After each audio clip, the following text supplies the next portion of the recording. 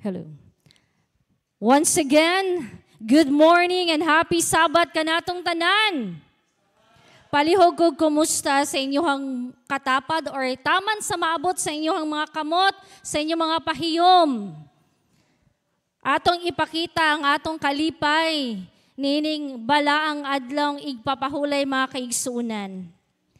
Thank you so much mga kaigsunan, and of course sa atong mensahe sa awit nga gihatag sa atong batanon. Nakauban nato sa care group sa Thessalonica.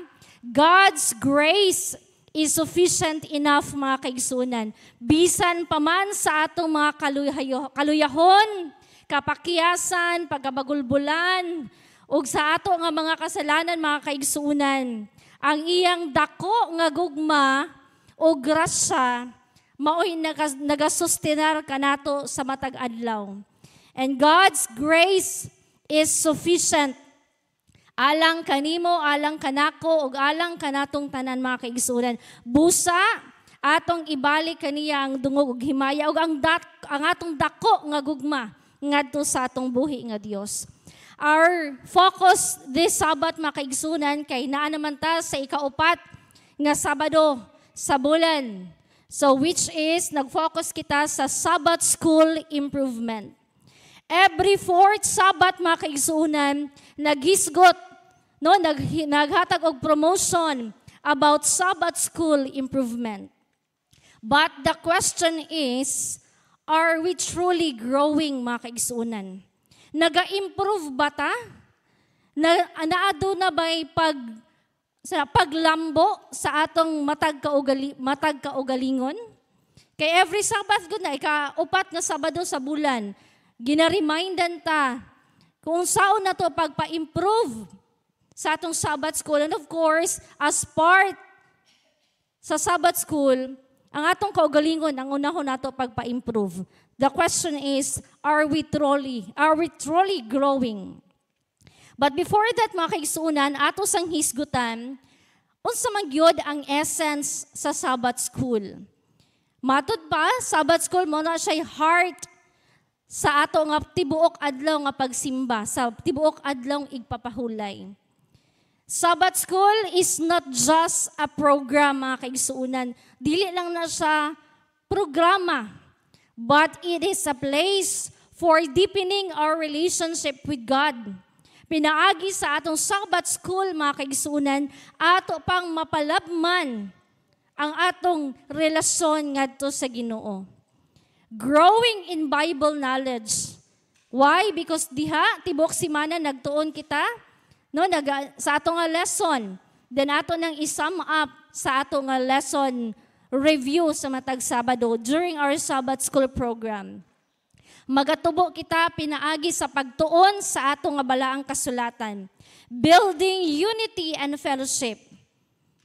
Diha ta ang panahon sa pakig-abi-abi, pagkumusta, pakig-abi-abi sa atong mga kaigsuunan. And developing a heart for mission and service. Diri na dayon mosulod ang atong mission mga kaigsuunan, making disciples. No, gitadluan kita sa atong Sabbath school program, sa atong evangelism, sa paghatag og panahon sa atong mission dinhi sa kalibusan nga ang pagsangyaw sa maayong balita. Ug ang atong pagserbisyo mga kaigsuonan. But the question is, akong balikon, are we truly improving? Sa kada Sabado nga promotional talk about Sabbath school improvement, nagalambo ba ta? Nag-improve ba ta? But do we truly improve or we do just listen without action? Or naminaw lang ta sa promotion but wala tay gibuhat? Para ni sa atong tanan mga kaigsuunan. So self-assessment is key to real growth mga kaigsuunan. Take time to reflect and ask, am I participating in Sabbath school or just attending? Aktibo ba ta nga nag-a-appeal sa Sabbath school? Pag itap ta nga ikaw ang muhatag, ikaw ang ani nga part, sister, brother. Mo yes ba dayon ta? Or we always say no? Or just attending? Are we participating? Pasabot, nag-appeal ba gyud ta? Or for attendance lang? Nga ni-attend ta, nagsimba ta, nag-appeal ta sa Sabbath School program. Dahil dako nga difference between participating and attending, mga kaigsuunan. Then, do I prepare for lesson study? Or do I wait others to teach me? Nag-andam ba ko sa akong kaugalingon or nagtuon bagid pud ko personal sa atong lesson? Or maghulat ra ko nga naimutudlo sa ako or maghuwat ra ko pag Sabado, maminaw ra ko sa care group leader nga mo hatag sa review? And am I engaging with my class members and visitors or do I keep to myself? Makig-abi-abi ba ko sa atong mga kaigsuunan? Sa atong mga bisita? Or is daira ko? Sitting down always. Alone. Sa atong matag kaugalingon. And lastly, do I apply what I learn in my daily life? Sa atong mga nakatunan during sa Sabbath School, just like Sabbath School improvement, ato ba na siyang gi-aplikar sa atong mga kinabuhi? Or after sa pagsimba, ato na dayong gikalimtan? After sa Sabbath School, human sa promotional talk ni elder o ni brother or sister, forget na dayon, gilimtan na dayon. Human simba na limtan na dayon. Are we taking responsibility for our own spiritual growth? Okay, when we say Sabbath School improvement, wala ra na siya naghisgot sa atong programa, sa atong activities diri sa sulod sa simbahan, but it talks about more on our own spiritual growth, sa atong matag kaugalingon.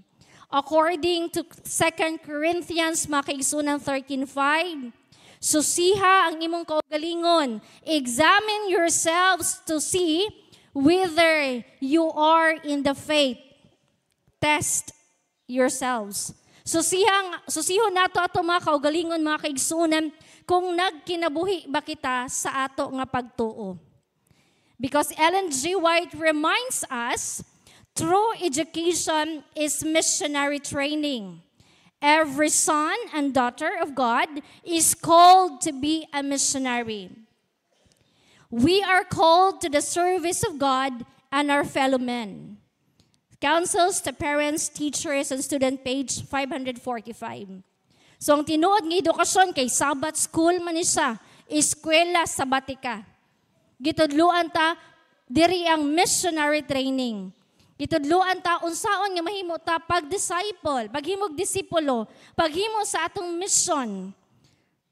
But kung walay improvement, mga kaigsuunan, walay pagpalambo sa atong kaugalingon, unsaon nato nga mahimo nga epektibo diri sulod sa atong Sabbath School program. The Sabbath School should be one of the greatest instrumentalities and the most effectual in bringing souls to Christ.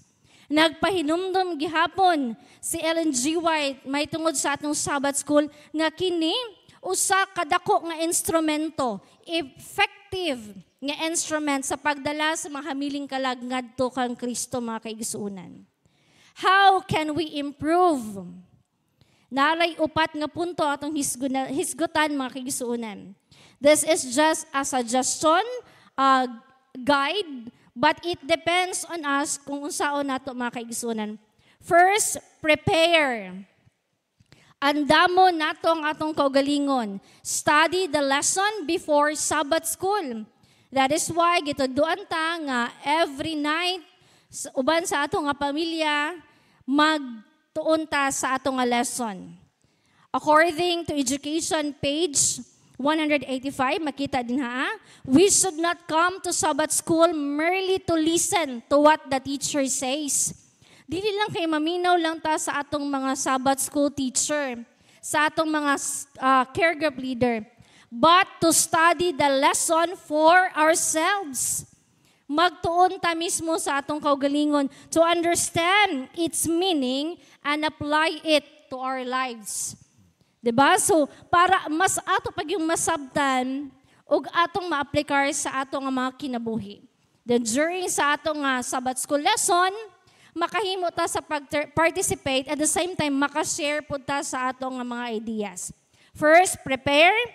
Ikaduha, participate. Engage in discussions and ask question.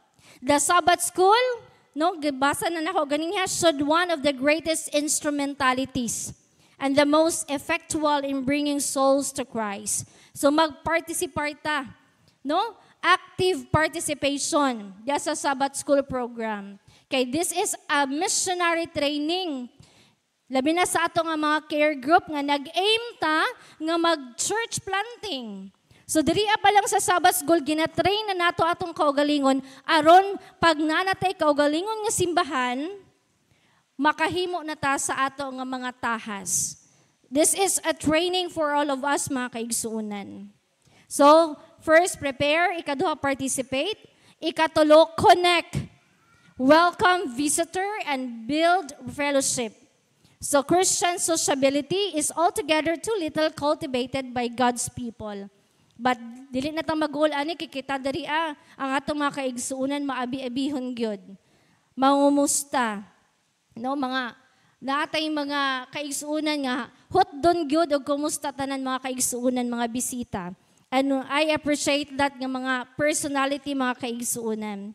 We should not be content merely to see one another in meeting, but have a spirit of sociability, a spirit of kindness, and love for one another. Testimonies for the Church, Volume 6, page 172. And the last one, mga kaigsuunan, ang una, prepare. Ikaduha, participate. Ikatulo, connect. And the last one is apply. Put the lessons into practice in daily life. In James 1:22, it says, "But be ye doers of the word, not hearers only, deceiving your own selves." So atog yung buhaton, mga kaigsunan, ang atong mga nakatunan. Ang mga gihatag ng mga guide, mga gabayan, mga reminders kanato aron mahimo ta nga magmalambuon, mga kaigsunan. So call to action. Sabbath school improvements begins with you and me. So magsugod gini sa atong mga kaugalingon. It is not about just attending, but about growing, engaging, and applying the lessons to our daily lives. So let's not just listen to Sabbath school messages. Let's live them. Kay mo na siya pinaka-importante. So the question is, are you willing to take that step toward real Sabbath school improvement? The choice is yours, mga kaigsuunan. So dara sa atong mga kagalingon, ang desisyon sa pagpa-improve sa atong Sabbath school nga magsugod sa atong tagsa-tagsa ka mga kaugalingon. So I hope ano datay na learn sa atong mubo nga mensahe nining adlong igpapahulay sa atong promotion about Sabbath school improvement. Daghang salamat, mga kaigsuunan, ug ang Dios magapanalangin kanatong tanan.